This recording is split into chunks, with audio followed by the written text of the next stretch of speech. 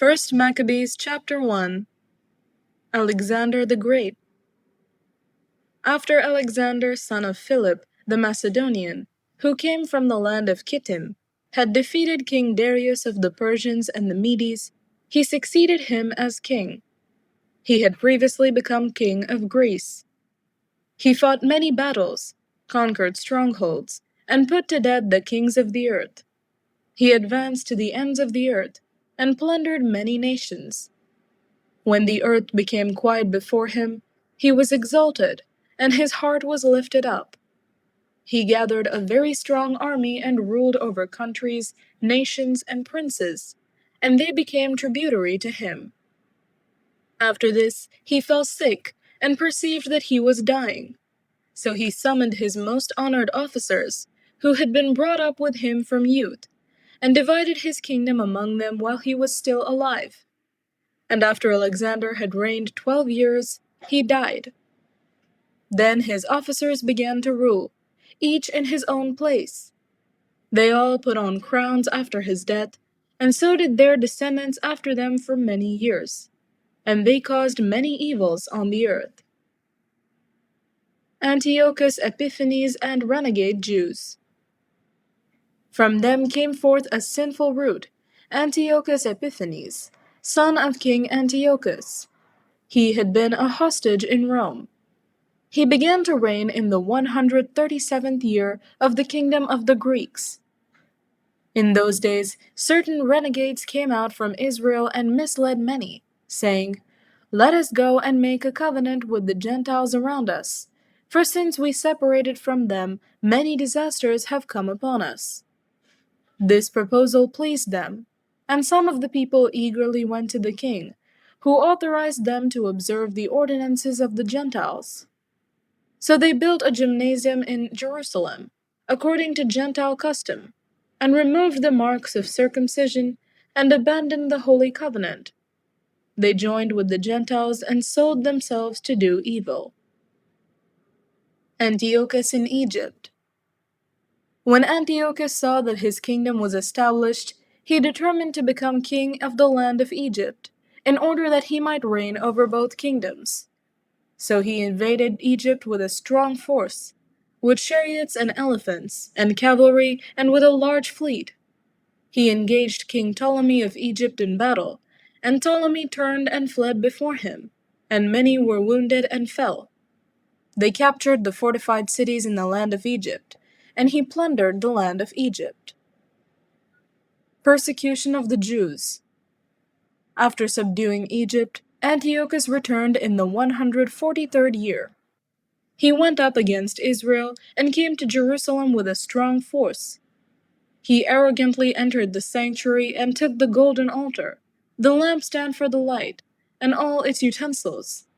He took also the table for the bread of the presence, the cups for drink offerings, the bowls, the golden censers, the curtain, the crowns, and the gold decoration on the front of the temple.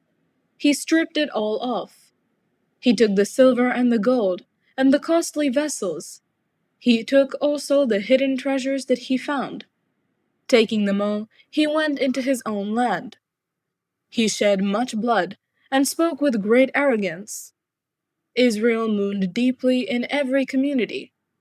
Rulers and elders groaned. Young women and young men became faint.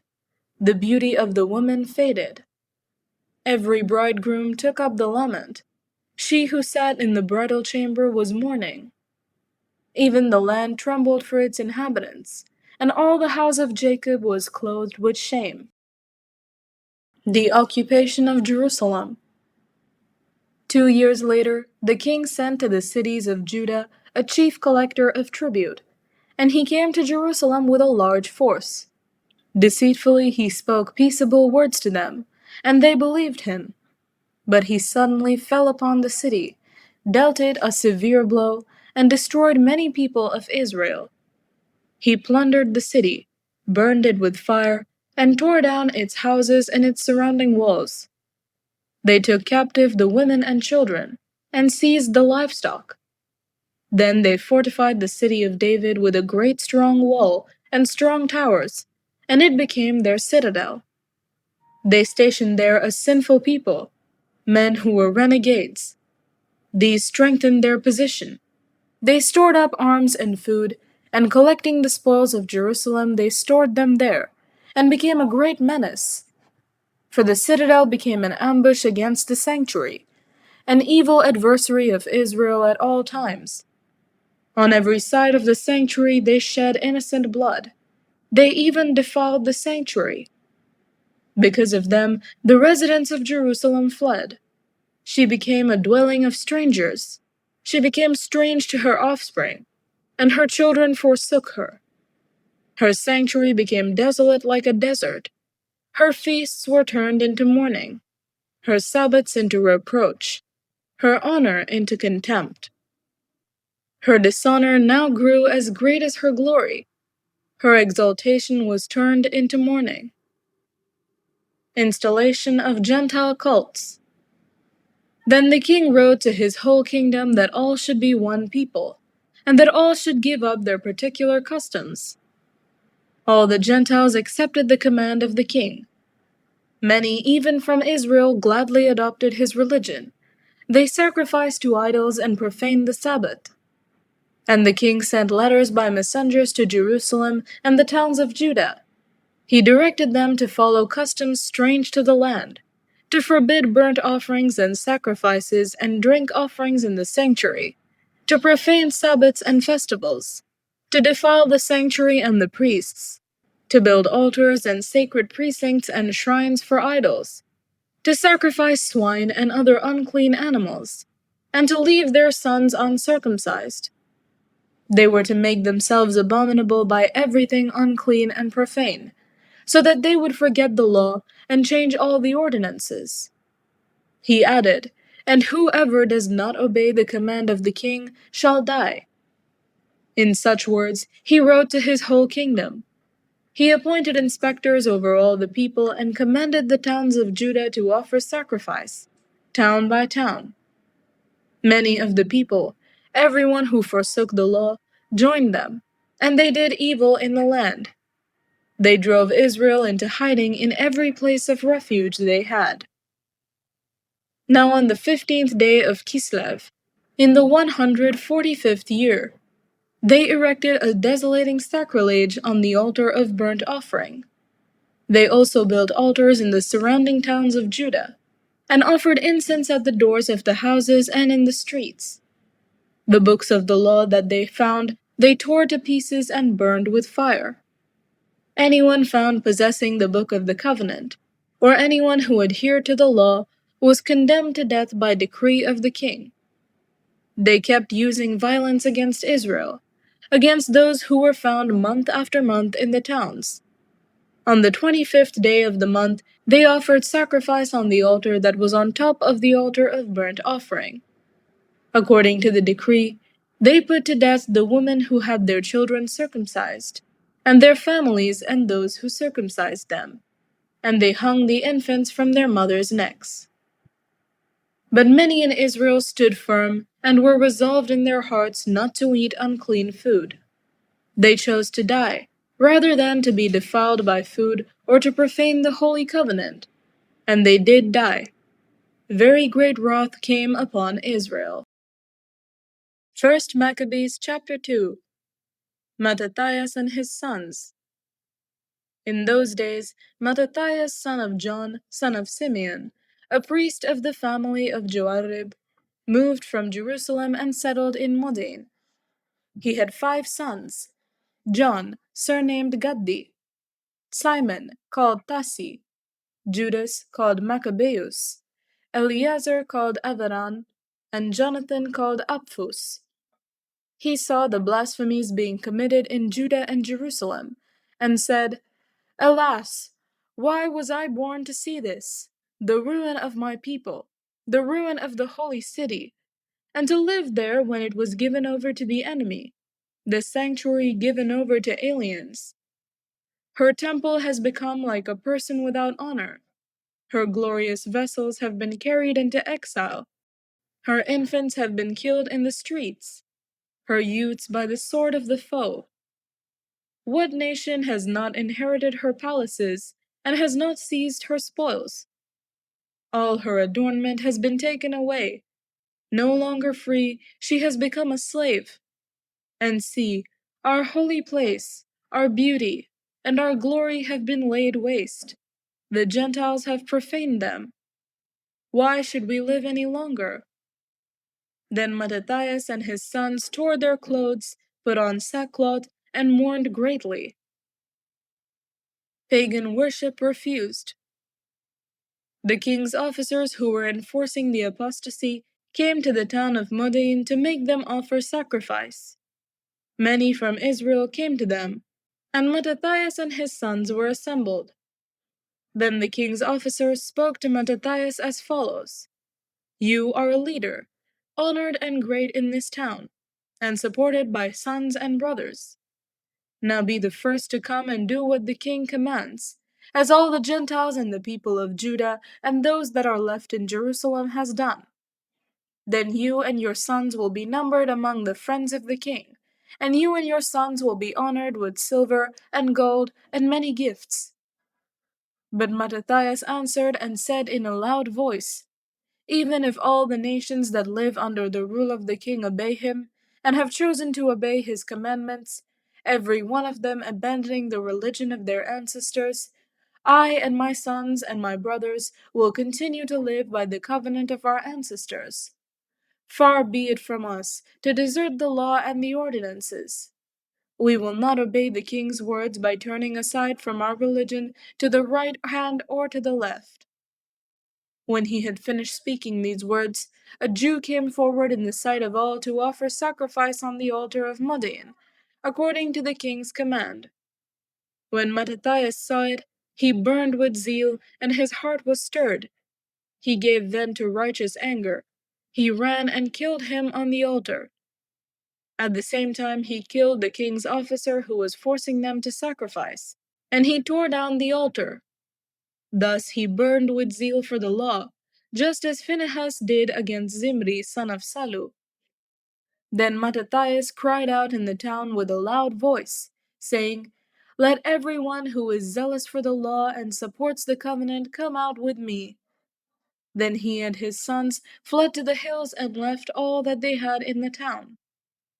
At that time, many who were seeking righteousness and justice went down to the wilderness to live there, they, their sons, their wives, and their livestock, because troubles pressed heavily upon them. And it was reported to the king's officers and to the troops in Jerusalem, the city of David, that those who had rejected the king's command had gone down to the hiding places in the wilderness. Many pursued them and overtook them. They encamped opposite them and prepared for battle against them on the Sabbath day. They said to them, Enough of this!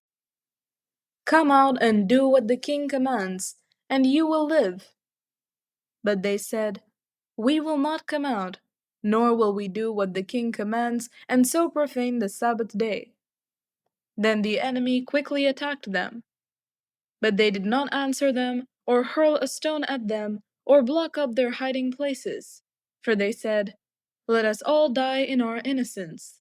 Heaven and earth testify for us that you are killing us unjustly. So they attacked them on the Sabbath, and they died, with their wives and children and livestock, to the number of 1,000 persons. When Mattathias and his friends learned of it, they mourned for them deeply, and all said to their neighbors, If we all do as our kindred have done, and refuse to fight with the Gentiles for our lives and for our ordinances, they will quickly destroy us from the earth. So they made this decision that day. Let us fight against anyone who comes to attack us on the Sabbath day. Let us not all die as our kindred died in their hiding places. Counterattack. Then there united with them a company of Hasideans, mighty warriors of Israel, all who offered themselves willingly for the law. And all who became fugitives to escape their troubles joined them and reinforced them. They organized an army, and struck down sinners in their anger, and renegades in their wrath. The survivors fled to the Gentiles for safety. And Mattathias and his friends went around and tore down the altars. They forcibly circumcised all the uncircumcised boys that they found within the borders of Israel. They hunted down the arrogant, and the work prospered in their hands. They rescued the law out of the hands of the Gentiles and kings, and they never let the sinner gain the upper hand. The last words of Mattathias. Now the days drew near for Mattathias to die, and he said to his sons, Arrogance and scorn have now become strong. It is a time of ruin and furious anger. Now, my children, show zeal for the law, and give your lives for the covenant of our ancestors. Remember the deeds of the ancestors, which they did in their generations. You will receive great honor and an everlasting name. Was not Abraham found faithful when tested, and it was reckoned to him as righteousness? Joseph, in the time of his distress, kept the commandment, and became Lord of Egypt. Phinehas, our ancestor, because he was deeply zealous, received the covenant of everlasting priesthood. Joshua, because he fulfilled the command, became a judge in Israel. Caleb, because he testified in the assembly, received an inheritance in the land. David, because he was merciful, inherited the throne of the kingdom forever. Elijah, because of great zeal for the law, was taken up into heaven. Hananiah, Azariah, and Mishael believed and were saved from the flame. Daniel, because of his innocence, was delivered from the mouth of the lions. And so observe, from generation to generation, that none of those who put their trust in him will lack strength. Do not fear the words of sinners, for their splendor will turn into dung and worms. Today they will be exalted, but tomorrow they will not be found, because they will have returned to the dust, and their plans will have perished. My children, be courageous and grow strong in the law, for by it you will gain honor. Here is your brother Simeon, who, I know, is wise in counsel. Always listen to him.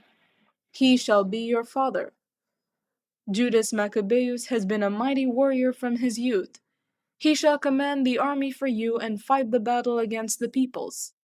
You shall rally around you all who observe the law, and avenge the wrong done to your people. Pay back the Gentiles in full, and obey the commands of the law. Then he blessed them, and was gathered to his ancestors. He died in the 146th year, and was buried in the tomb of his ancestors at Modian. And all Israel mourned for him with great lamentation. 1 Maccabees chapter 3. The early victories of Judas. Then his son Judas, who was called Maccabeus, took command in his place. All his brothers and all who had joined his father helped him. They gladly fought for Israel. He extended the glory of his people. Like a giant, he put on his breastplate. He bound on his armor of war and waged battles, protecting the camp by his sword. He was like a lion in his deeds, like a lion's cub roaring for prey. He searched out and pursued those who broke the law. He burned those who troubled his people. Lawbreakers shrank back for fear of him. All the evildoers were confounded, and deliverance prospered by his hand. He embittered many kings, but he made Jacob glad by his deeds, and his memory is blessed forever. He went through the cities of Judah. He destroyed the ungodly out of the land. Thus he turned away wrath from Israel. He was renowned to the ends of the earth. He gathered in those who were perishing. Apollonius now gathered together Gentiles and a large force from Samaria to fight against Israel. When Judas learned of it, he went out to meet him, and he defeated and killed him. Many were wounded and fell, and the rest fled. Then they seized their spoils, and Judas took the sword of Apollonius, and used it in battle the rest of his life. When Seron, the commander of the Syrian army, heard that Judas had gathered a large company, including a body of faithful soldiers who stayed with him and went out to battle, he said, "I will make a name for myself and win honor in the kingdom. I will make war on Judas and his companions, who scorn the king's command." Once again, a strong army of godless men went up with him to help him, to take vengeance on the Israelites. When he approached the ascent of Bet Horon, Judas went out to meet him with a small company. But when they saw the army coming to meet them, they said to Judas, "How can we, few as we are, fight against so great and so strong a multitude? And we are faint, for we have eaten nothing today." Judas replied, "It is easy for many to be hemmed in by few. For in the sight of heaven there is no difference between saving by many or by few. It is not on the size of the army that victory in battle depends, but strength comes from heaven.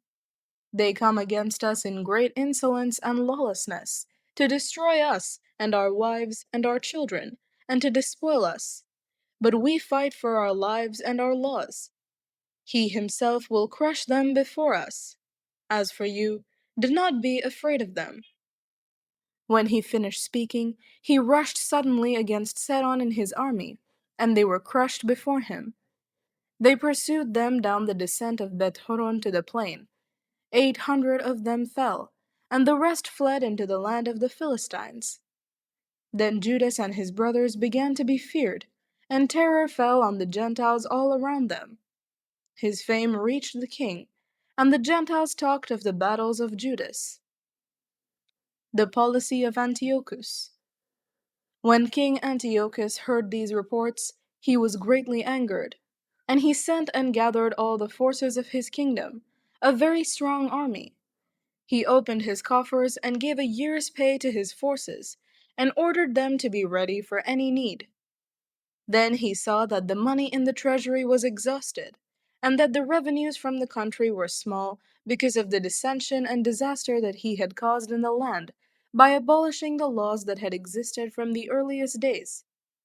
He feared that he might not have such funds as he had before for his expenses and for the gifts that he used to give more lavishly than preceding kings. He was greatly perplexed in mind. Then he determined to go to Persia and collect the revenues from those regions and raise a large fund. He left Lysias, a distinguished man of royal lineage, in charge of the king's affairs from the river Euphrates to the borders of Egypt. Lysias was also to take care of his son Antiochus until he returned. And he turned over to Lysias half of his forces and the elephants, and gave him orders about all that he wanted done. As for the residents of Judea and Jerusalem, Lysias was to send a force against them to wipe out and destroy the strength of Israel and the remnant of Jerusalem. He was to banish the memory of them from the place, settle aliens in all their territory, and distribute their land by lot. Then the king took the remaining half of his forces and left Antioch his capital in the 147th year. He crossed the Euphrates River and went through the upper provinces. Preparations for battle. Lysias chose Ptolemy son of Dorymenes, and Nicanor and Gorgias, able men among the friends of the king, and sent with them 40,000 infantry and 7,000 cavalry to go into the land of Judah and destroy it, as the king had commanded. So they set out with their entire force, and when they arrived they encamped near Emmaus in the plain. When the traders of the region heard what was said to them, they took silver and gold in immense amounts, and fetters, and went to the camp to get the Israelites for slaves. And forces from Syria and the land of the Philistines joined them. Now Judas and his brothers saw that misfortunes had increased, and that the forces were encamped in their territory. They also learned what the king had commanded to do to the people to cause their final destruction. But they said to one another, "Let us restore the ruins of our people, and fight for our people and the sanctuary." So the congregation assembled to be ready for battle, and to pray, and ask for mercy and compassion. Jerusalem was uninhabited like a wilderness. Not one of her children went in or out. The sanctuary was trampled down, and aliens held the citadel. It was a lodging place for the Gentiles. Joy was taken from Jacob. The flute and the harp ceased to play. Then they gathered together and went to Mizpah, opposite Jerusalem, because Israel formerly had a place of prayer in Mizpah. They fasted that day, put on sackcloth and sprinkled ashes on their heads, and tore their clothes. And they opened the book of the law to inquire into those matters about which the Gentiles consulted the likenesses of their gods. They also brought the vestments of the priesthood, and the first fruits and the tithes. And they stirred up the Nazarites who had completed their days. And they cried aloud to heaven, saying, "What shall we do with these? Where shall we take them? Your sanctuary is trampled down and profaned, and your priests mourn in humiliation. Here the Gentiles are assembled against us to destroy us. You know what they plot against us. How will we be able to withstand them if you do not help us?" Then they sounded the trumpets and gave a loud shout. After this, Judas appointed leaders of the people, in charge of thousands and hundreds and fifties and tens. Those who were building houses, or were about to be married, or were planting a vineyard, or were faint-hearted, he told to go home again, according to the law. Then the army marched out and encamped to the south of Emmaus. And Judas said, "Arm yourselves and be courageous.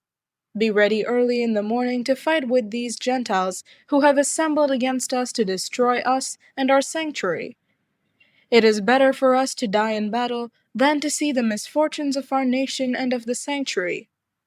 But as his will in heaven may be, so shall he do." 1 Maccabees chapter 4. The battle at Emmaus. Now Gorgias took 5,000 infantry and 1,000 picked cavalry, and this division moved out by night to fall upon the camp of the Jews and attack them suddenly. Men from the citadel were his guides. But Judas heard of it, and he and his warriors moved out to attack the king's force in Emmaus while the division was still absent from the camp. When Gorgias entered the camp of Judas by night, he found no one there, so he looked for them in the hills, because he said, "These men are running away from us." At daybreak, Judas appeared in the plain with 3,000 men, but they did not have armor and swords such as they desired. And they saw the camp of the Gentiles, strong and fortified, with cavalry all around it, and these men were trained in war. But Judas said to those who were with him, "Do not fear their numbers, or be afraid when they charge. Remember how our ancestors were saved at the Red Sea, when Pharaoh with his forces pursued them. And now let us cry to heaven, to see whether he will favor us and remember his covenant with our ancestors, and crush this army before us today.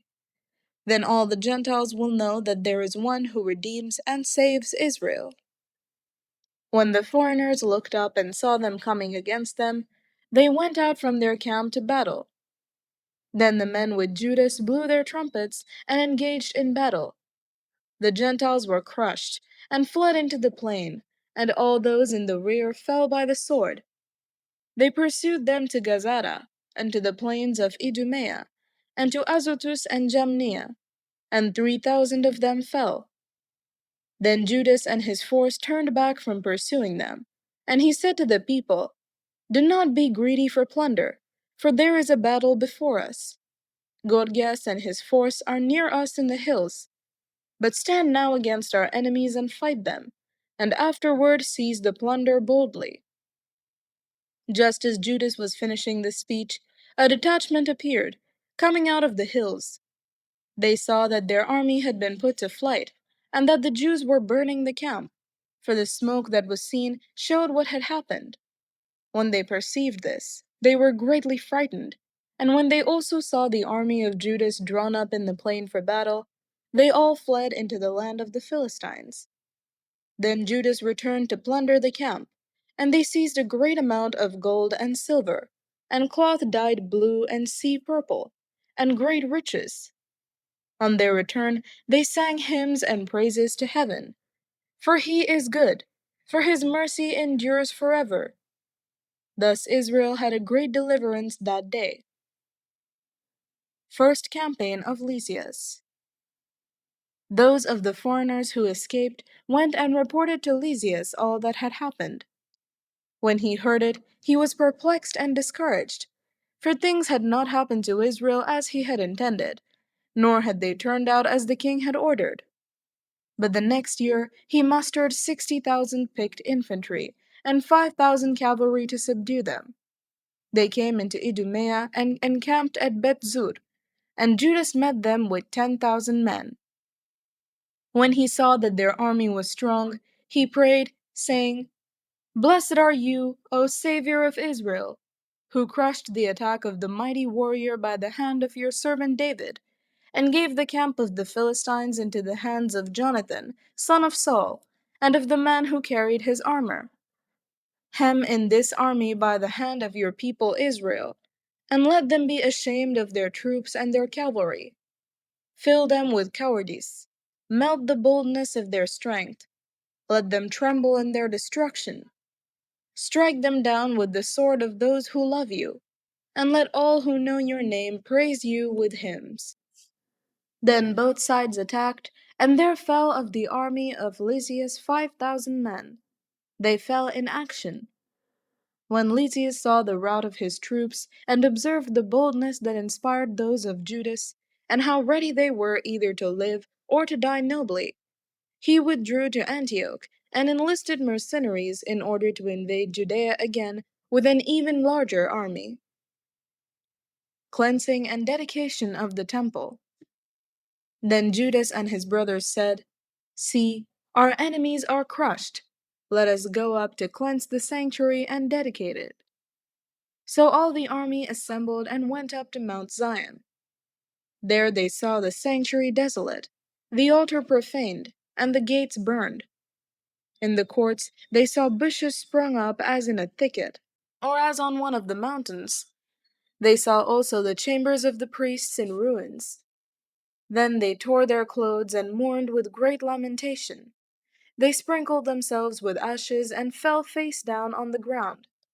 And when the signal was given with the trumpets, they cried out to heaven. Then Judas detailed men to fight against those in the citadel until he had cleansed the sanctuary. He chose blameless priests devoted to the law, and they cleansed the sanctuary and removed the defiled stones to an unclean place.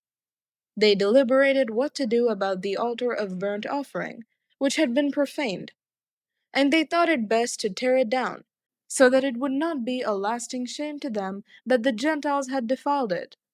So they tore down the altar, and stored the stones in a convenient place on the temple hill until a prophet should come to tell what to do with them. Then they took unhewn stones, as the law directs, and built a new altar like the former one. They also rebuilt the sanctuary and the interior of the temple, and consecrated the courts. They made new holy vessels, and brought the lampstand, the altar of incense, and the table into the temple.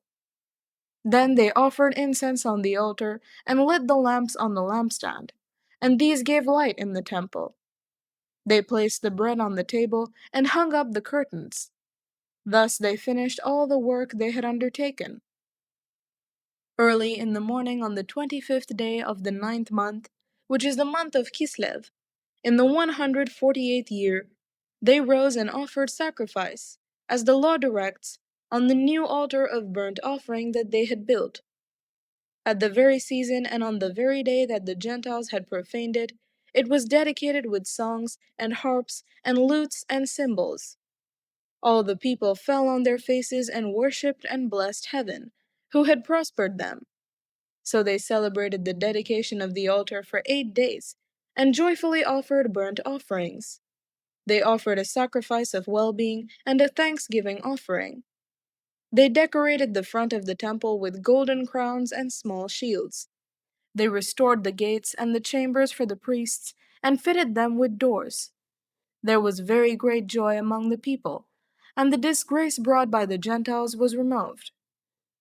Then Judas and his brothers and all the assembly of Israel determined that every year at that season the days of dedication of the altar should be observed with joy and gladness for 8 days, beginning with the 25th day of the month of Kislev. At that time they fortified Mount Zion with high walls and strong towers all around, to keep the Gentiles from coming and trampling them down as they had done before. Judas stationed a garrison there to guard it. He also fortified Beth Zur to guard it, so that the people might have a stronghold that faced Idumea. 1 Maccabees chapter 5. Wars with neighboring peoples. When the Gentiles all around heard that the altar had been rebuilt and the sanctuary dedicated as it was before, they became very angry, and they determined to destroy the descendants of Jacob who lived among them. So they began to kill and destroy among the people. But Judas made war on the descendants of Esau in Idumea, at Akrabatane, because they kept lying in wait for Israel. He dealt them a heavy blow, and humbled them, and despoiled them. He also remembered the wickedness of the sons of Bain, who were a trap and a snare to the people, and ambushed them on the highways. They were shut up by him in their towers, and he encamped against them, vowed their complete destruction, and burned with fire their towers and all who were in them. Then he crossed over to attack the Ammonites, where he found a strong band and many people, with Timothy as their leader. He engaged in many battles with them, and they were crushed before him. He struck them down. He also took Jazer and its villages. Then he returned to Judea. Liberation of Galilean Jews. Now the Gentiles in Gilead gathered together against the Israelites who lived in their territory, and planned to destroy them. But they fled to the stronghold of Dathema, and sent to Judas and his brothers a letter that said, "The Gentiles around us have gathered together to destroy us. They are preparing to come and capture the stronghold to which we have fled, and Timothy is leading their forces. Now then, come and rescue us from their hands, for many of us have fallen, and all our kindred who were in the land of Tob have been killed. The enemy have captured their wives and children and goods, and have destroyed about 1,000 persons there." While the letter was still being read, other messengers, with their garments torn, came from Galilee and made a similar report. They said that the people of Ptolemais and Tyre and Sidon, and all Galilee of the Gentiles, had gathered together against them to annihilate us. When Judas and the people heard these messages, a great assembly was called to determine what they should do for their kindred, who were in distress and were being attacked by enemies. Then Judas said to his brother Simon, "Choose your men, and go and rescue your kindred in Galilee. Jonathan, my brother, and I will go to Gilead." But he left Joseph, son of Zechariah, and Azariah, a leader of the people, with the rest of the forces, in Judea to guard it. And he gave them this command: "Take charge of this people, but do not engage in battle with the Gentiles until we return." Then 3,000 men were assigned to Simon to go to Galilee, and 8,000 to Judas for Gilead. So Simon went to Galilee and fought many battles against the Gentiles, and the Gentiles were crushed before him. He pursued them to the gate of Ptolemais. As many as 3,000 of the Gentiles fell, and he despoiled them. Then he took the Jews of Galilee and Arbatha, with their wives and children, and all they possessed, and led them to Judea with great rejoicing. Judas and Jonathan in Gilead. Judas Maccabeus and his brother Jonathan crossed the Jordan and made 3 days' journey into the wilderness. They encountered the Nabateans, who met them peaceably and told them all that had happened to their kindred in Gilead. Many of them have been shut up in Bozrah and Bosor, in Anema and Kaspho, Maked and Karnaim. All these towns were strong and large, and some have been shut up in the other towns of Gilead. The enemy are getting ready to attack the strongholds tomorrow and capture and destroy all these people in a single day. Then Judas and his army quickly turned back by the wilderness road to Bozrah, and he took the town, and killed every male by the edge of the sword. Then he seized all its spoils and burned it with fire. He left the place at night, and they went all the way to the stronghold of Dathema. At dawn, they looked out and saw a large company, which could not be counted, carrying ladders and engines of war to capture the stronghold, and attacking the Jews within. So Judah saw that the battle had begun, and that the cry of the town went up to heaven, with trumpets and loud shouts. And he said to the men of his forces, "Fight today for your kindred." Then he came up behind them in 3 companies, who sounded their trumpets and cried aloud in prayer.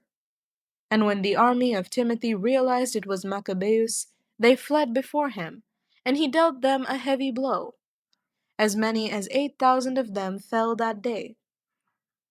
Next, he turned aside to Matha, and fought against it and took it. He killed every male in it, plundered it, and burned it with fire. From there he marched on and took Caspho, Maked, and Bosor, and the other towns of Gilead. After these things, Timothy gathered another army and encamped opposite Raphon, on the other side of the stream. Judas sent men to spy out the camp, and they reported to him, "All the Gentiles around us have gathered to him. It is a very large force. They also have hired Arabs to help them, and they are encamped across the stream, ready to come and fight against you." And Judas went to meet them. Now as Judas and his army drew near to the stream of water, Timothy said to the officers of his forces, "If he crosses over to us first, we will not be able to resist him, for he will surely defeat us. But if he shows fear and camps on the other side of the river, we will cross over to him and defeat him." When Judas approached the stream of water, he stationed the officers of the army at the stream and gave them this command: "Permit no one to encamp, but make them all enter the battle." Then he crossed over against them first, and the whole army followed him. All the Gentiles were defeated before him, and they threw away their arms and fled into the sacred precincts at Carnaim. But he took the town and burned the sacred precincts with fire, together with all who were in them. Thus Carnaim was conquered. They could stand before Judas no longer. The return to Jerusalem. Then Judas gathered together all the Israelites in Gilead, the small and the great, with their wives and children and goods, a very large company, to go to the land of Judah. So they came to Ephron. This was a large and very strong town on the road, and they could not go around it to the right or to the left. They had to go through it. But the people of the town shut them out and blocked up the gates with stones.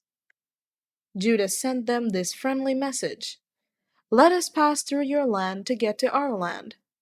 No one will do you harm. We will simply pass by on foot." But they refused to open to him. Then Judas ordered proclamation to be made to the army that all should encamp where they were. So the men of the forces encamped, and he fought against the town all that day and all the night, and the town was delivered into his hands. He destroyed every male by the edge of the sword, and razed and plundered the town. Then he passed through the town over the bodies of the dead. Then they crossed the Jordan into the large plain before Beth-shan. Judas kept rallying the laggards and encouraging the people all the way until he came to the land of Judah. So they went up to Mount Zion with joy and gladness, and offered burnt offerings, because they had returned in safety.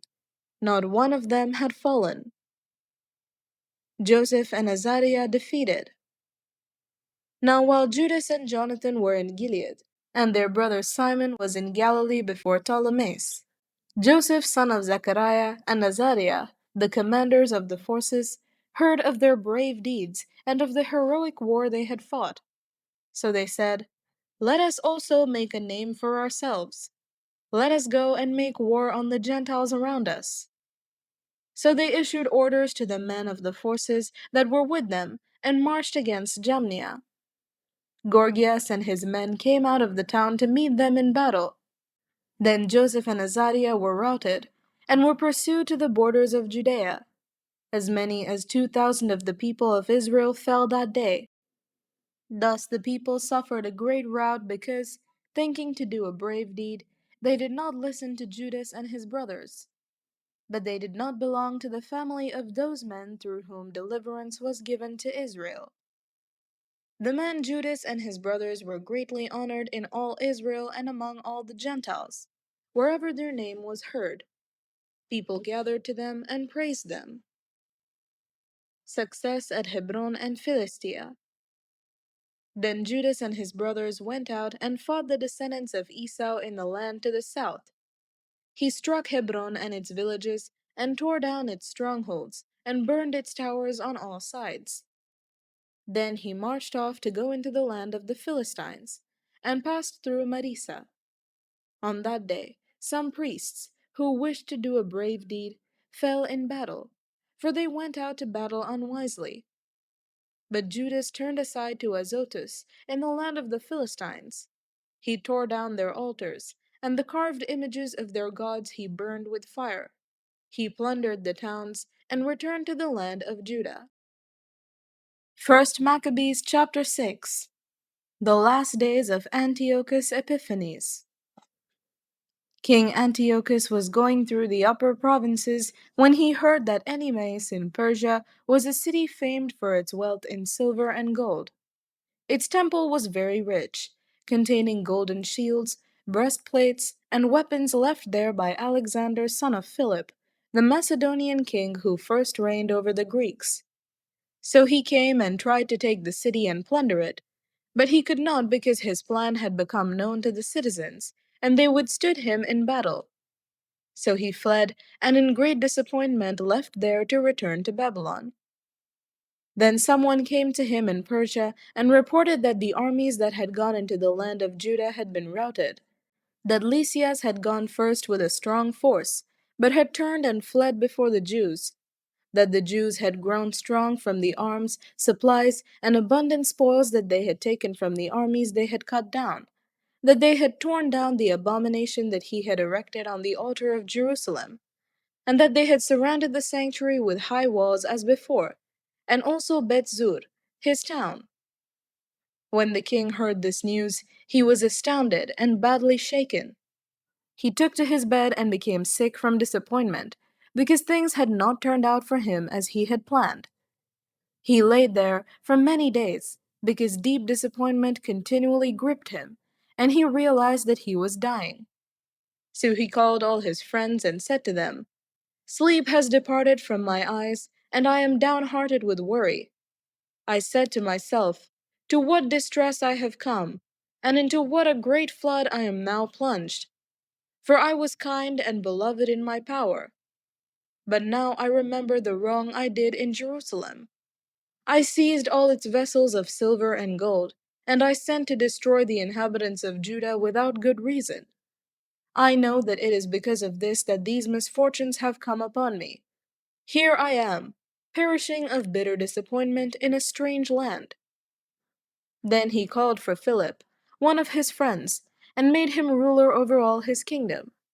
He gave him the crown and his robe and the signet, so that he might guide his son Antiochus and bring him up to be the king. Thus King Antiochus died there in the 149th year. When Lysias learned that the king was dead, he set up Antiochus, the king's son, to reign. Lysias had brought him up from boyhood. He named him Eupator. Renewed attacks from Syria. Meanwhile, the garrison in the citadel kept hemming Israel in around the sanctuary. They were trying in every way to harm them and strengthen the Gentiles. Judas therefore resolved to destroy them, and assembled all the people to besiege them. They gathered together and besieged the citadel in the 150th year, and he built siege towers and other engines of war. But some of the garrison escaped from the siege, and some of the ungodly Israelites joined them. They went to the king and said, "How long will you fail to do justice and to avenge our kindred? We were happy to serve your father, to live by what he said, and to follow his commands. For this reason, the sons of our people besieged the citadel and became hostile to us. Moreover, they have put to death as many of us as they have caught, and they have seized our inheritances. It is not against us alone that they have stretched out their hands. They have also attacked all the lands on their borders. And see, today they have encamped against the citadel in Jerusalem to take it. They have fortified both the sanctuary and Beth Zur. Unless you quickly prevent them, they will do still greater things, and you will not be able to stop them. The king was enraged when he heard this. He assembled all his friends, the commanders of his forces, and those in authority. Mercenary forces also came to him from other kingdoms and from islands of the seas. The number of his forces was 100,000 foot soldiers, 20,000 horsemen, and 32 elephants accustomed to war. They came through Idumea and encamped against Bethzur, and for many days they fought and built engines of war. But the Jews sallied out and burned these with fire, and fought courageously. The battle at Beth Zechariah. Then Judas marched away from the citadel and encamped at Beth Zechariah, opposite the camp of the king. Early in the morning, the king set out and took his army by a forced march along the road to Beth Zechariah, and his troops made ready for battle and sounded their trumpets. They offered the elephants the juice of grapes and mulberries, to arouse them for battle. They distributed the animals among the phalanxes. With each elephant they stationed 1,000 men armed with coats of mail, and with brass helmets on their heads, and 500 picked horsemen were assigned to each beast. These took their position beforehand wherever the animal was. Wherever it went, they went with it, and they never left it. On the elephants were wooden towers, strong and covered. They were fastened on each animal by special harness, and on each were 4 armed men who fought from there, and also its Indian driver. The rest of the cavalry was stationed on either side, on the 2 flanks of the army, to harass the enemy while being themselves protected by the phalanxes. When the sun shone on the fields of gold and brass, the hills were ablaze with them and gleamed like flaming torches. Now a part of the king's army was spread out on the high hills, and some troops were on the plain, and they advanced steadily and in good order. All who heard the noise made by their multitude, by the marching of the multitude and the clanking of their arms, trembled, for the army was very large and strong. But Judas and his army advanced to the battle, and 600 of the king's army fell. Now Eleazar, called Avaran, saw that one of the animals was equipped with royal armor. It was taller than the others, and he supposed that the king was on it. So he gave his life to save his people, and to win for himself an everlasting name. He courageously ran into the midst of the phalanx to reach it. He killed men right and left, and they parted before him on both sides. He got under the elephant, stabbed it from beneath, and killed it. But it fell to the ground upon him, and he died. When the Jews saw the royal might and the fierce attack of the forces, they turned away in flight. The siege of the temple. The soldiers of the king's army went up to Jerusalem against them, and the king encamped in Judea and at Mount Zion. He made peace with the people of Bethzur, and they evacuated the town because they had no provisions there to withstand a siege, since it was a sabbatical year for the land. So the king took Bethzur and stationed a guard there to hold it. Then he encamped before the sanctuary for many days. He set up siege towers, engines of war to throw fire and stones, machines to shoot arrows, and catapults. The Jews also made engines of war to match theirs, and fought for many days. But they had no food in storage because it was the 7th year. Those who had found safety in Judea from the Gentiles had consumed the last of the stores. Only a few men were left in the sanctuary. The rest scattered to their own homes, for the famine proved too much for them. Syria offers terms. Then Lysias heard that Philip, whom King Antiochus, while still living, had appointed to bring up his son Antiochus to be king, had returned from Persia and Media with the forces that had gone with the king, and that he was trying to seize control of the government. So he quickly gave orders to withdraw, and said to the king, to the commanders of the forces, and to the troops, "Daily we grow weaker, our food supply is scant, the place against which we are fighting is strong, and the affairs of the kingdom press urgently on us. Now then, let us come to terms with these people, and make peace with them and with all their nation. Let us agree to let them live by their laws as they did before. For it was on account of their laws that we abolished, that they became angry and did all these things." The speech pleased the king and the commanders, and he sent to the Jews an offer of peace, and they accepted it. So the king and the commanders gave them their oath. On these conditions, the Jews evacuated the stronghold. But when the king entered Mount Zion and saw what a strong fortress the place was, he broke the oath he had sworn and gave orders to tear down the wall all around. Then he set off in haste and returned to Antioch. He found Philip in control of the city, but he fought against him and took the city by force. First Maccabees chapter 7. Expedition of Bacchides and Alcimus. In the 151st year, Demetrius son of Seleucus set out from Rome, sailed with a few men to a town by the sea, and there began to reign. As he was entering the royal palace of his ancestors, the army seized Antiochus and Lysias to bring them to him. But when this act became known to him, he said, "Do not let me see their faces." So the army killed them, and Demetrius took his seat on the throne of his kingdom. Then there came to him all the renegade and godless men of Israel. They were led by Alcimus, who wanted to be high priest. They brought to the king this accusation against the people: "Judas and his brothers have destroyed all your friends, and have driven us out of our land. Now then, send a man whom you trust. Let him go and see all the ruin that Judas has brought on us and on the land of the king, and let him punish them and all who help them." So the king chose Bacchides, one of the king's friends, governor of the province beyond the river. He was a great man in the kingdom and was faithful to the king. He sent him, and with him he sent the ungodly Alcimus, whom he made high priest, and he commanded him to take vengeance on the Israelites. So they marched away and came with a large force into the land of Judah. And he sent messengers to Judas and his brothers with peaceable but treacherous words. But they paid no attention to their words, for they saw that they had come with a large force. Then a group of scribes appeared in a body before Alcimus and Bacchides to ask for just terms. The Hasideans were first among the Israelites to seek peace from them, for they said, "A priest of the line of Aaron has come with the army, and he will not harm us."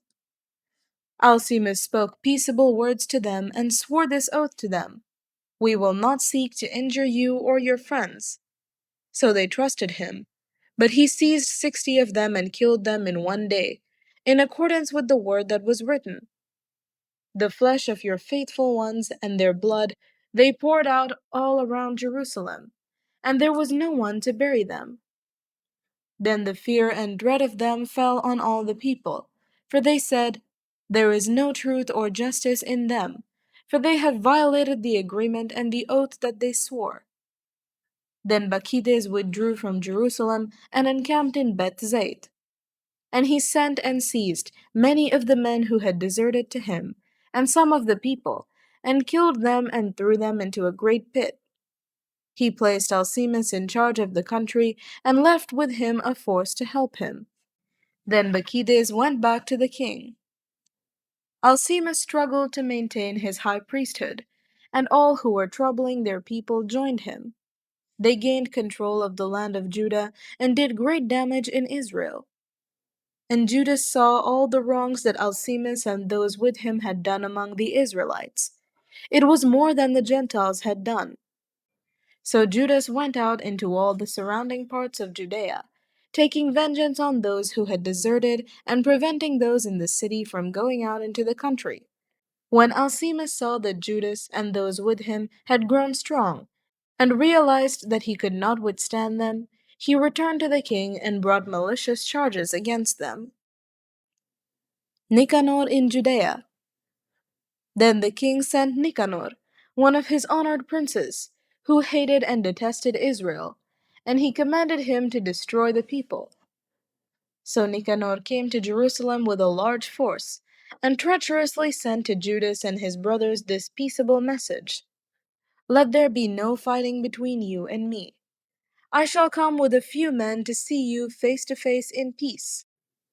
So he came to Judas, and they greeted one another peaceably. But the enemy were preparing to kidnap Judas. It became known to Judas that Nicanor had come to him with treacherous intent, and he was afraid of him and would not meet him again. When Nicanor heard that his plan had been disclosed, he went out to meet Judas in battle near Kafar Salama. About 500 of the army of Nicanor fled, and the rest fled into the city of David. Nicanor threatens the temple. After these events, Nicanor went up to Mount Zion. Some of the priests from the sanctuary and some of the elders of the people came out to greet him peaceably and to show him the burnt offering that was being offered for the king. But he mocked them and derided them and defiled them and spoke arrogantly. And in anger he swore this oath: "Unless Judas and his army are delivered into my hands this time, then if I return safely I will burn up this house." And he went out in great anger. At this the priests went in and stood before the altar and the temple. They wept and said, "You chose this house to be called by your name, and to be for your people a house of prayer and supplication. Take vengeance on this man and on his army, and let them fall by the sword. Remember their blasphemies, and let them live no longer." The death of Nicanor. Now Nicanor went out from Jerusalem and encamped in Beth Horon, and the Syrian army joined him. Judas encamped in Adasa with 3,000 men. Then Judas prayed and said, "When the messengers from the king spoke blasphemy, your angel went out and struck down 185,000 of the Assyrians. So also crush this army before us today. Let the rest learn that Nicanor has spoken wickedly against the sanctuary, and judge him according to this wickedness." So the armies met in battle on the 13th day of the month of Adar. The army of Nicanor was crushed, and he himself was the first to fall in the battle. When his army saw that Nicanor had fallen, they threw down their arms and fled. The Jews pursued them a day's journey, from Adasa as far as Gazara, and as they followed, they kept sounding the battle call on the trumpets. People came out of all the surrounding villages of Judea, and they outflanked the enemy and drove them back to their pursuers, so that they all fell by the sword. Not even one of them was left. Then the Jews seized the spoils and the plunder. They cut off Nicanor's head and the right hand that he had so arrogantly stretched out, and brought them and displayed them just outside Jerusalem. The people rejoiced greatly and celebrated that day as a day of great gladness. They decreed that this day should be celebrated each year on the 13th day of Adar. So the land of Judah had rest for a few days. Wisdom chapter 7. Solomon like other mortals. I also am mortal, like everyone else, a descendant of the first formed child of the earth.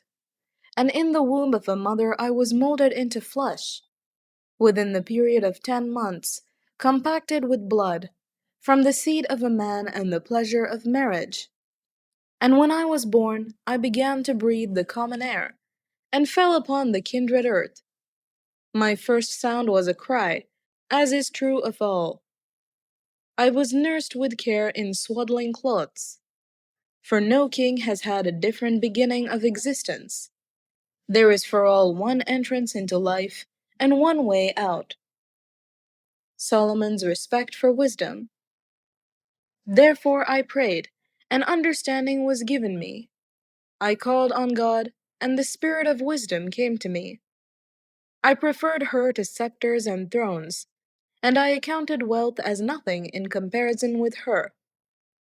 Neither did I liken to her any priceless gem, because all gold is but a little sand in her sight, and silver will be accounted as clay before her.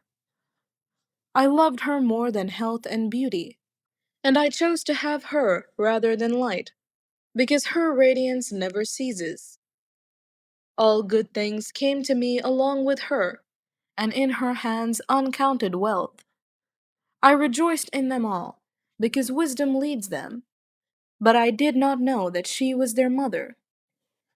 I learned without guile, and I impart without grudging. I do not hide her wealth, for it is an unfailing treasure for mortals. Those who get it obtain friendship with God, commended for the gifts that come from instruction. Solomon prays for wisdom. May God grant me to speak with judgment, and to have thoughts worthy of what I have received. For he is the guide even of wisdom, and the corrector of the wise. For both we and our words are in his hand, as are all understanding and skill in crafts. For it is he who gave me unerring knowledge of what exists, to know the structure of the world and the activity of the elements, the beginning and end and middle of times, the alternations of the solstices and the changes of the seasons, the cycles of the year and the constellations of the stars, the natures of animals and the tempers of wild animals, the powers of spirits and the thoughts of human beings, the varieties of plants and the virtues of roots.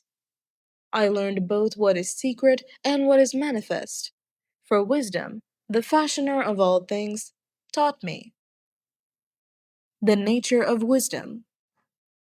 There is in her a spirit that is intelligent, holy, unique, manifold, subtle, mobile, clear, unpolluted, distinct, invulnerable, loving the good, keen, irresistible, beneficent, humane, steadfast, sure, free from anxiety, all powerful, overseeing all, and penetrating through all spirits that are intelligent, pure, and altogether subtle.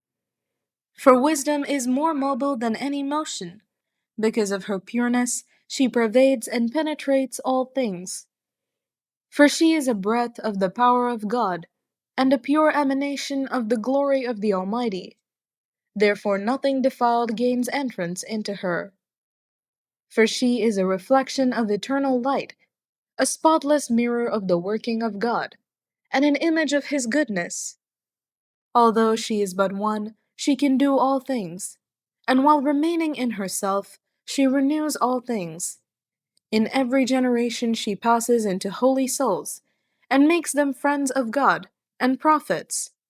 For God loves nothing so much as the person who lives with wisdom. She is more beautiful than the sun, and excels every constellation of the stars. Compared with the light, she is found to be superior, for it is succeeded by the night, but against wisdom evil does not prevail. Wisdom, chapter 8.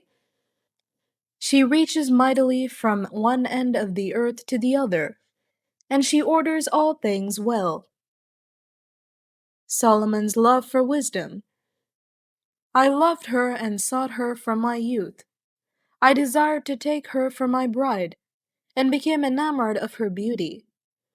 She glorifies her noble birth by living with God, and the Lord of all loves her.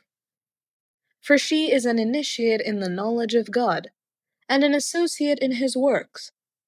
If riches are a desirable possession in life, what is richer than wisdom, the active cause of all things? And if understanding is effective, who more than she is fashioner of what exists? And if anyone loves righteousness, her labors are virtues, for she teaches self-control and prudence, justice and courage. Nothing in life is more profitable for mortals than these. And if anyone longs for wide experience, She knows the things of old, and infers the things to come. She understands turns of speech and the solutions of riddles. She has foreknowledge of signs and wonders, and of the outcome of seasons and times. Wisdom indispensable to rulers. Therefore, I determined to take her to live with me, knowing that she would give me good counsel and encouragement in cares and grief. Because of her, I shall have glory among the multitudes, and honor in the presence of the elders, though I am young. I shall be found keen in judgment, and in the sight of rulers I shall be admired. When I am silent, they will wait for me, and when I speak, they will give heed. If I speak at greater length, they will put their hands on their mouths. Because of her, I shall have immortality, and leave an everlasting remembrance to those who come after me. I shall govern peoples, and nations will be subject to me. Dread monarchs will be afraid of me when they hear of me. Among the people I shall show myself capable, and courageous in war. When I enter my house, I shall find rest with her, for companionship with her has no bitterness, and life with her has no pain, but gladness and joy. When I considered these things inwardly, and pondered in my heart that in kinship with wisdom there is immortality, and in friendship with her pure delight, and in the labors of her hands unfailing wealth, and in the experience of her company understanding, and renown in sharing her words, I went about seeking how to get her for myself.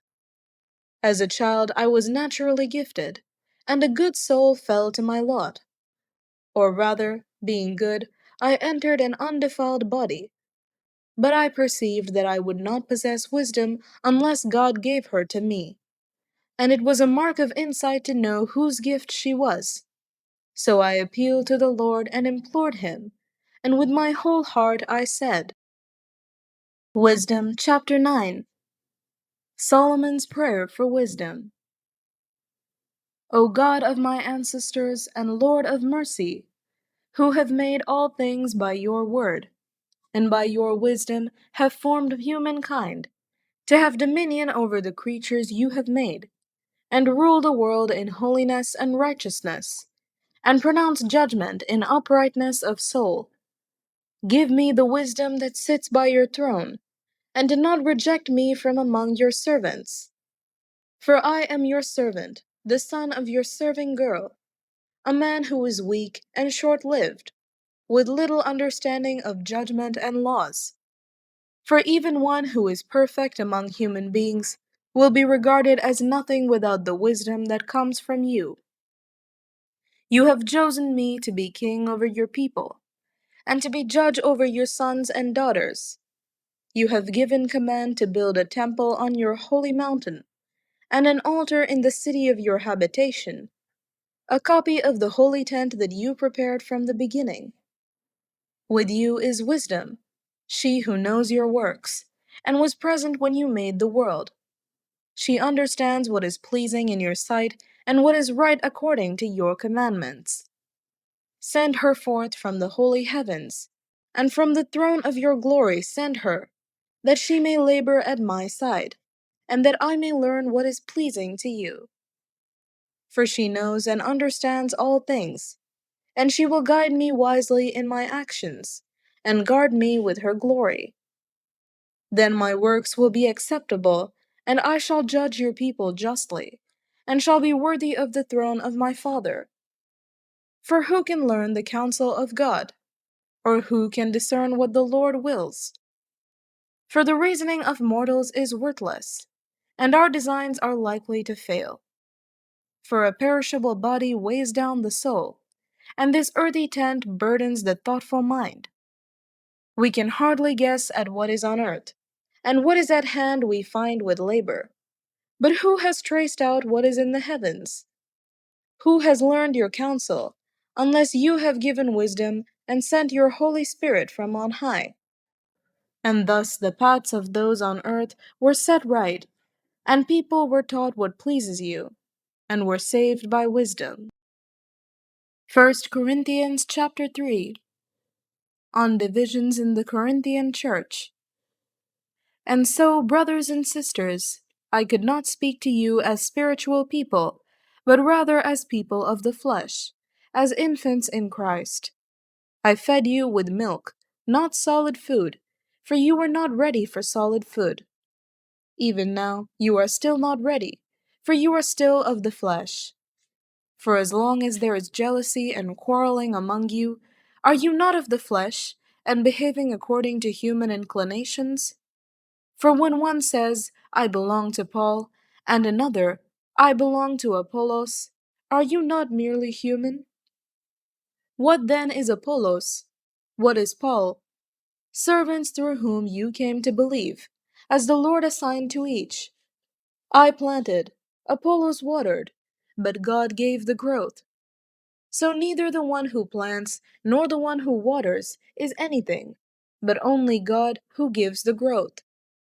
The one who plants and the one who waters have a common purpose, and each will receive wages according to the labor of each. For we are God's servants, working together. You are God's field, God's building. According to the grace of God given to me, like a skilled master builder, I laid a foundation, and someone else is building on it. Each builder must choose with care how to build on it. For no one can lay any foundation other than the one that has been laid. That foundation is Jesus Christ. Now, if anyone builds on the foundation with gold, silver, precious stones, wood, hay, straw, the work of each builder will become visible, for the day will disclose it, because it will be revealed with fire, and the fire will test what sort of work each has done. If what has been built on the foundation survives, the builder will receive a reward. If the work is burned up, the builder will suffer loss. The builder will be saved, but only as through fire. Do you not know that you are God's temple, and that God's Spirit dwells in you? If anyone destroys God's temple, God will destroy that person. For God's temple is holy, and you are that temple. Do not deceive yourselves. If you think that you are wise in this age, you should become fools, so that you may become wise. For the wisdom of this world is foolishness with God. For it is written, He catches the wise in their craftiness.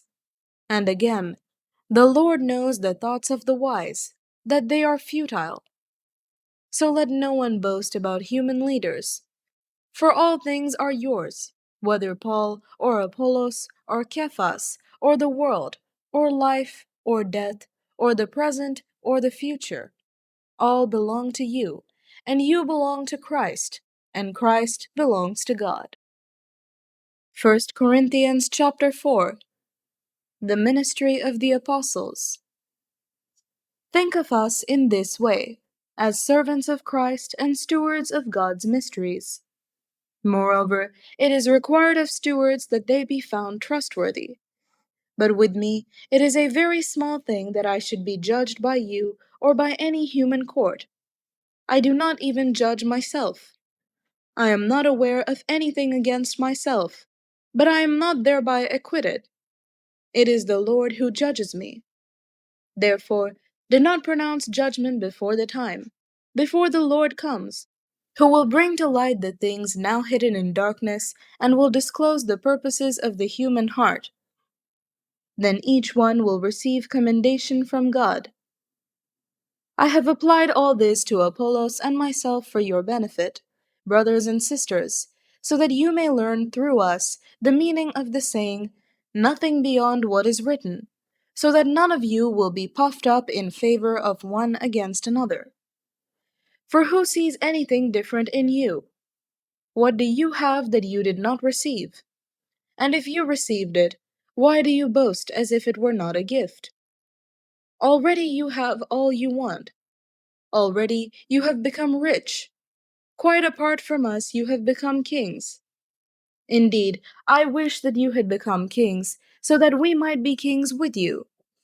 For I think that God has exhibited us apostles as last of all, as though sentenced to death, because we have become a spectacle to the world, to angels and to mortals. We are fools for the sake of Christ, but you are wise in Christ. We are weak, but you are strong. You are held in honor, but we in disrepute. To the present hour, we are hungry and thirsty. We are poorly clothed and beaten and homeless, and we grow weary from the work of our own hands. When reviled, we bless. When persecuted, we endure. When slandered, we speak kindly. We have become like the rubbish of the world, the dregs of all things, to this very day. Fatherly admonition. I am not writing this to make you ashamed, but to admonish you as my beloved children. For though you might have 10,000 guardians in Christ, you do not have many fathers. Indeed, in Christ Jesus I became your father through the gospel. I appeal to you then, be imitators of me. For this reason I sent you Timothy, who is my beloved and faithful child in the Lord, to remind you of my ways in Christ Jesus, as I teach them everywhere in every church. But some of you, thinking that I am not coming to you, have become arrogant. But I will come to you soon, if the Lord wills, and I will find out not the talk of these arrogant people, but their power. For the kingdom of God depends not on talk, but on power. What would you prefer? Am I to come to you with a stick, or with love in a spirit of gentleness?